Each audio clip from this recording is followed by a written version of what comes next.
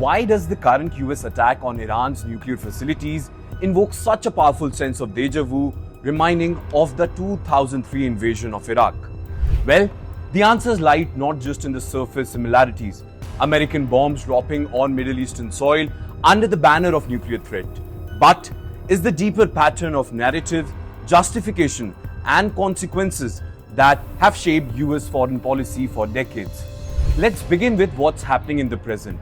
On 21st June 2025, the United States launched a series of strikes against Iran's most critical nuclear sites, including Fordo and Natanz, deploying bunker blaster bombs and Tomahawk missile in a dramatic show of force. President Trump announced that these strikes had destroyed Iran's nuclear capabilities, framing the operation as a necessary response to the threat posed by Iran's nuclear ambitions, and not to forget the escalating conflict with Israel.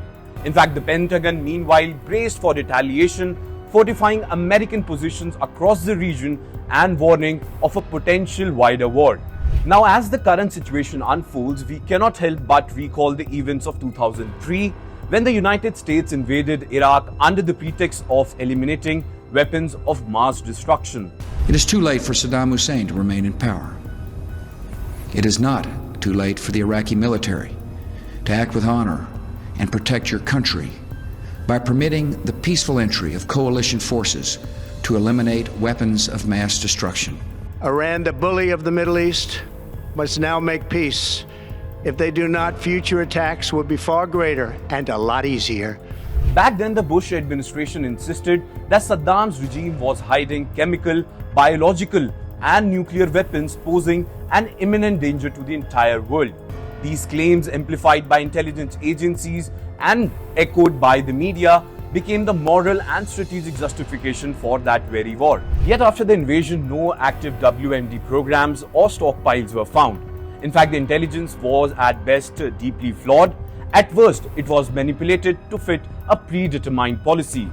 This is where the parallels become both striking and troubling.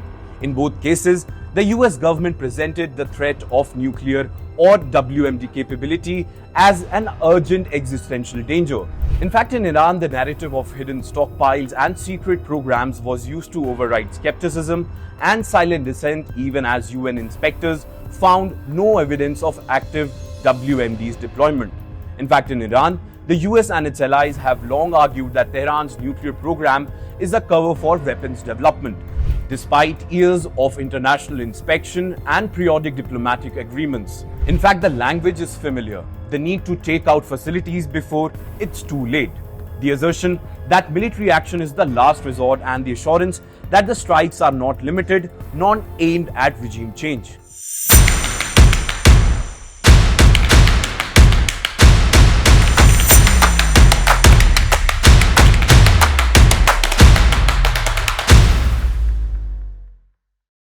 The echoes go beyond rhetorics.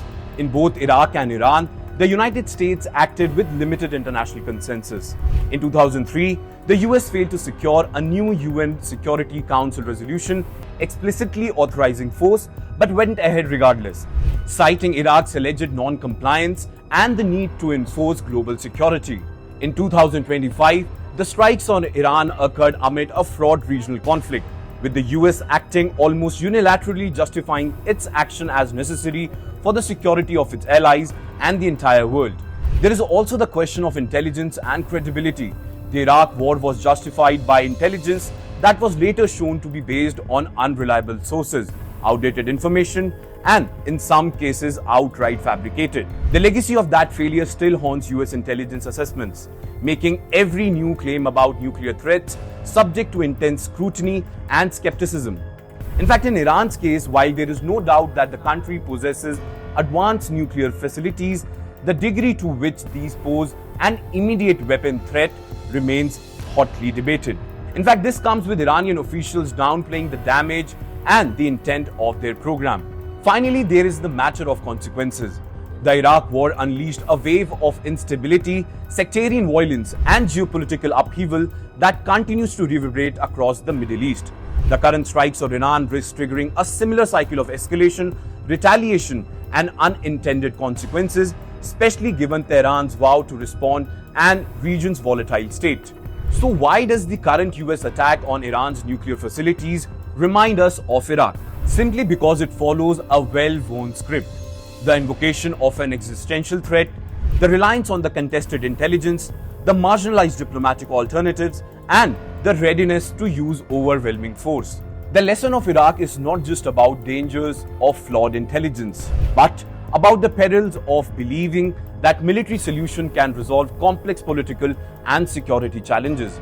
As we watch history repeat itself, we are reminded that the narratives we chose and the lessons we learn or ignore shape not only our policies but the fate of entire region.